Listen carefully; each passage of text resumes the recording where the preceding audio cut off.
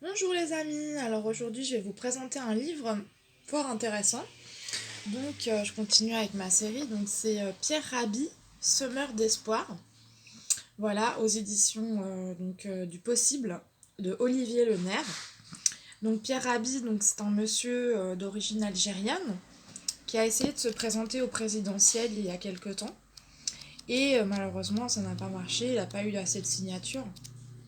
Donc en fait c'est un monsieur, un agriculteur écrivain et penseur.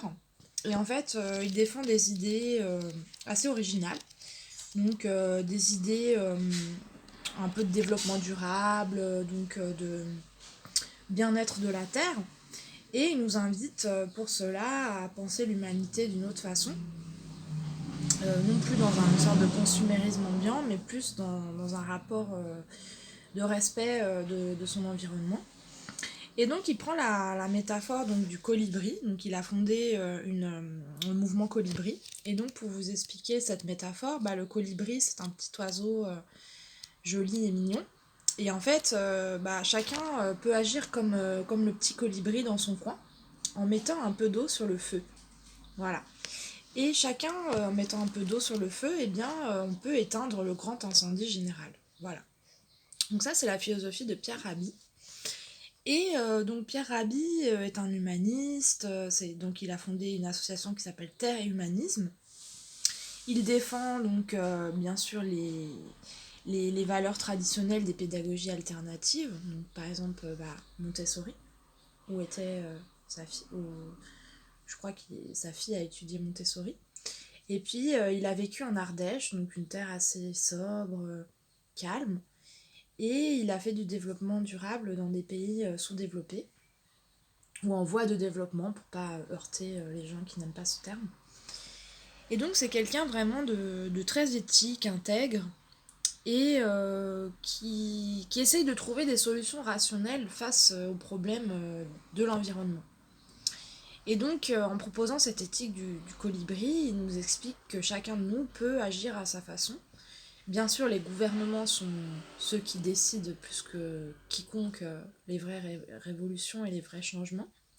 Mais chacun, de manière isolée, peut quand même participer à ce mouvement de, de préserver l'humanité, parce que finalement, on a tous à y gagner dans une énergie générale, un collectif général, et puis sur le long terme, on peut sauver euh, on peut sauver la disparition des glaces, la disparition de certaines espèces animales, etc.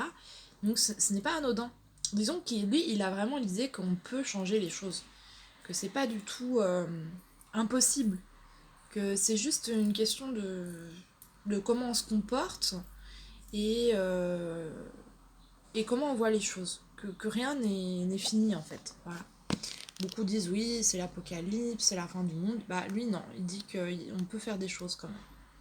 Après, c'est comment on fait les choses aussi.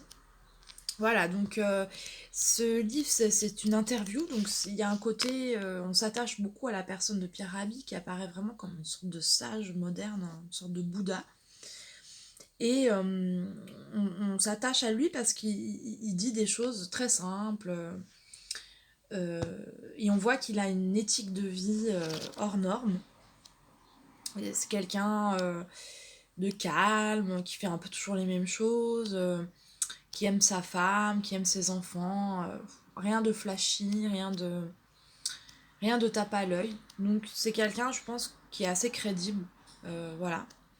Et je vous recommande ce livre parce que Pierre Rabhi est un amoureux de la poésie. Il pense que aussi la poésie peut sauver l'humanité. Et que voilà, que des penseurs comme lui, on en aurait besoin davantage. Voilà.